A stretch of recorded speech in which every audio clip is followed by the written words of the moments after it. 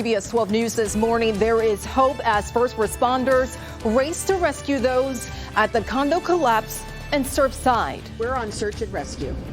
Full speed ahead.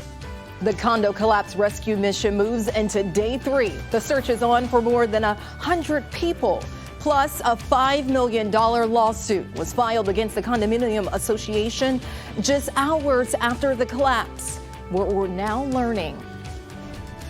And we're tracking a few morning showers out there in Miami-Dade County, which are just barely missing the collapse site. But could we be talking about dust and more rain showers this afternoon? We'll break it down for you. That's coming up in my forecast. CBS 12 News this morning. It continues now.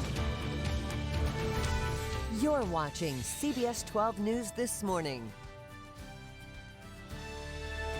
This Saturday morning, we are continuing our coverage from Surfside. Good morning, I'm Denise Sawyer. Right now, crews are working around the clock looking for missing victims who may have been trapped underneath that rubble. Our team is in place. Meteorologist Zach Covey is standing by, tracking how rain may impact rescue efforts.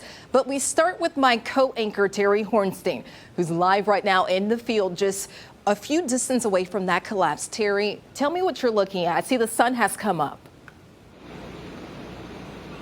Yeah, the sun has come up, so we want to give you a better view of where exactly we are because we've moved since we saw you yesterday. So take a look.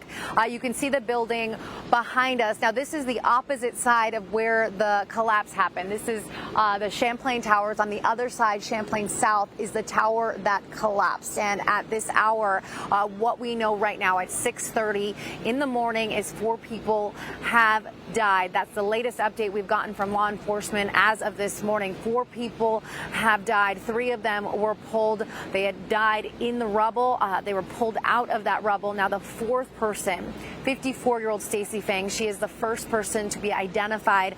She was the mother of a 15-year-old. We all saw that video, that amazing, heart-wrenching, but at the same time miraculous video of her son, Jonah, being pulled from this wreckage. We saw that video the first day when the towers went down around 1:30 in the morning. And it's been more than 48 hours since those towers went down. And, you know, you have to feel for these families because right now 159 people are still unaccounted for at this hour. Those families just worried, concerned. But we did hear from the mayor of Miami-Dade County last night. And, you know, she says that law enforcement, search and rescue crews, her office, everyone is still very hopeful that people will be pulled out of this rubble alive.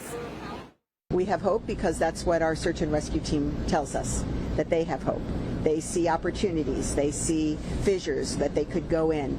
They see places that they could break through. And as long as they can do that, and as long as they have encouraging signs like the knocking sound that they've heard, then we will continue.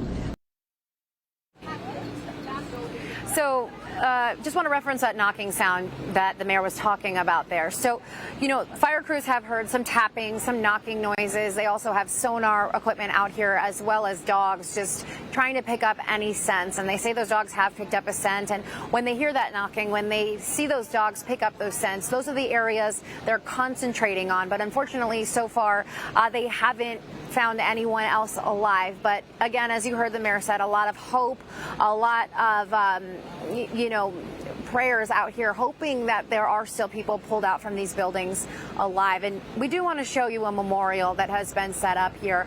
It's a makeshift memorial. There are flowers along a fence line. We're talking about candles as well as pictures of the victims. And we heard from one woman, one person, who she's hoping that her mother, who was in the building at the time of the collapse, she's still hopeful, but kind of waiting with bated breath, just waiting to hear what happened to her mother. If they say that the search and rescue continues, I guess there's still hope. I think I'm trying to brace myself for the worst and the best, and it's really hard. Just not knowing is just the worst part. You can only imagine how difficult it is for a lot of the people out here, the family members, you know, the loved ones, the friends out here, and they're just waiting. there's nothing they can do but wait. So in the last few days, we've seen them walking around this site. We've seen them taking pictures. We've seen their tears. And we know this is a really tough time for everybody out here, for those family members, for the loved ones, but really the entire South Florida community. So there is a hotline you can call. There is a number you can call. We want to put it up on your screen right now so you can take a look at this number. That number is 305-614-1819. And that's for people who have information or are searching for information on missing loved ones, or they're asked to call this number with any information they might have, or to get information, because right now, as much information as law enforcement can give out, it's just going to be helpful to these family members and these loved ones. Terry, I think it's very chilling and telling to see that makeshift memorial. It just shows you how desperate these families are and how that weight game is just so emotional. Now, Terry, tell us more about that $5 million lawsuit that was filed against the condominium association just hours after that building collapsed. What details do you have? Well, Denise, like you said, that $5 million lawsuit just filed after this building went down. And the lawsuit, it basically alleges that the condo association did not do enough to warn its people to protect the people who lived in this building.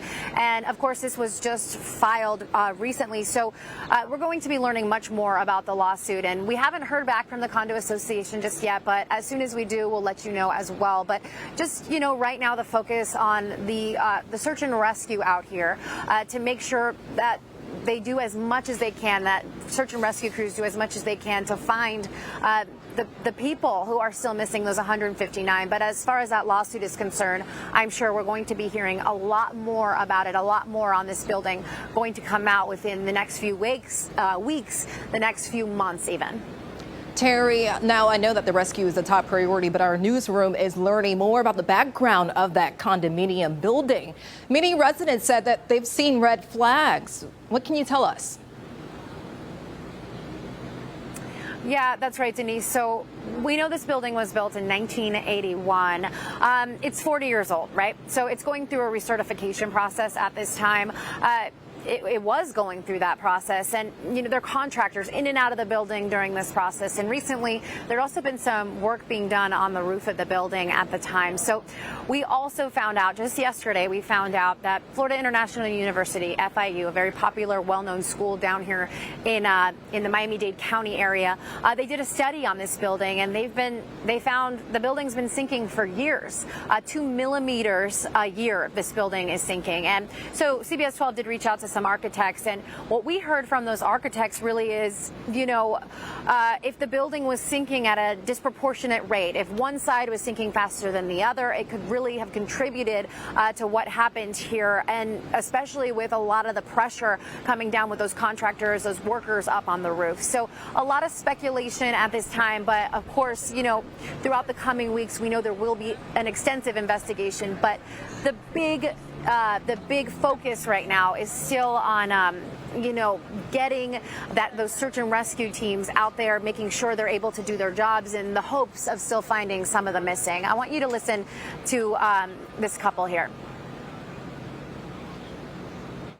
I'm thinking we're racing against the clock because the rest of the building is going to come down. I realized that when I opened the door, and then what I'm thinking is, if I start to feel something come down, how do I jump on my daughter to save her? We've heard so many stories like this, terrifying stories. A lot of people said it sounded like a jet engine when this happened, when this condo just basically pancaked itself. But we are also hearing stories like this of people who made it out alive. Some people saying, if they would have been 15 feet in a different direction, they would have come down with this building as well. So again, just want to go over these numbers one more time. Right now, we know 159 people still unaccounted for, and we have confirmed this morning 4 people have died. Of course, we're waiting for another update from law enforcement. As soon as we get it, of course, we'll bring it right to you. Now, we know this is a very tough time for a lot of people. So, Terry, thank you for your updates. Now, the Health Channel is offering free counseling for those who are impacted by this emergency situation down in Surfside. You can log onto our website to get more information, and you can also look at the bottom of your screen for that URL. And we are posting constant updates to this story at our website, CBS12.com. You can also get our free CBS 12 News app. Now, turning to weather, we're all wondering, how will the weather come into play today as the efforts continue down there? Yeah, I mean, over the next several days, Denise, we're likely to see more rounds of scattered showers. In fact, at this hour, we continue to track some dust that's also being kicked up. A reminder that they're putting water on this, so when you're adding water to an already kind of crumbling building, you are likely to get some dust. So if you do have allergies or maybe shortness of breath, asthma, dust can become a big issue down in the Surfside community as well. I want to take us to our graphics there. Storm track radar nice and dry on the west coast. On the east coast, not so much. And again, it's all due to the scattered showers, this easterly wind once again continuing across the area.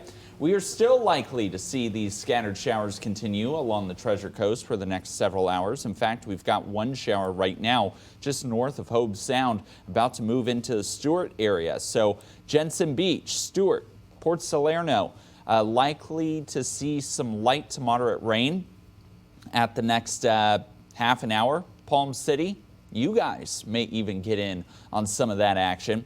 The other shower down in southern Palm Beach County right now along Atlantic Avenue, continuing to work its way just south of Dunes Road and towards the West Delray area, as well as the Florida Turnpike.